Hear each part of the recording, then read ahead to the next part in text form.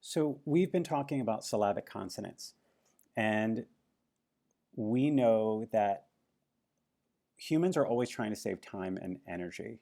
So a syllabic consonant is generally where two consonants are in a row, the tongue position or the configuration is sort of already in place, and our body finds another way to let air out instead of making a vowel.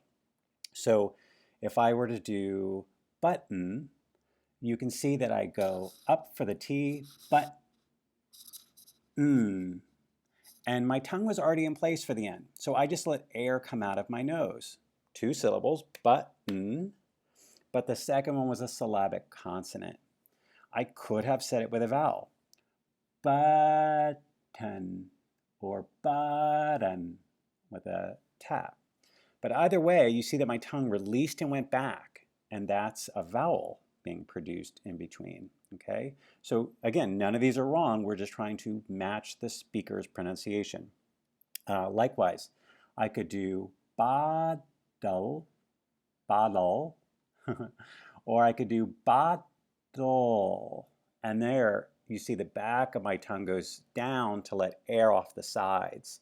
So I held the L and just found another way to let air out instead of making a vowel. Let's do one more, and this time I'm going to show you two ways to pronounce a word.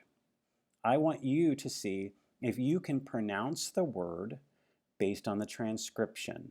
So look at these two versions, and you can pause and see if you can pronounce them.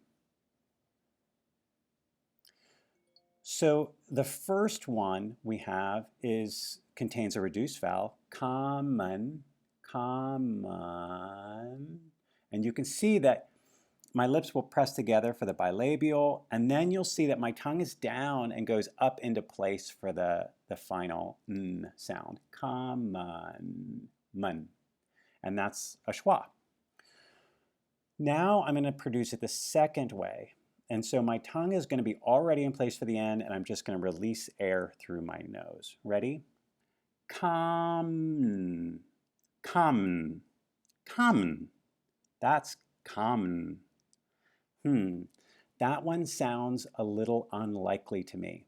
So I want you to practice being able to produce, to say your transcription exactly as you transcribed it, so you can kind of proof yourself to see if the way you transcribed it really sounds like what you're trying to capture.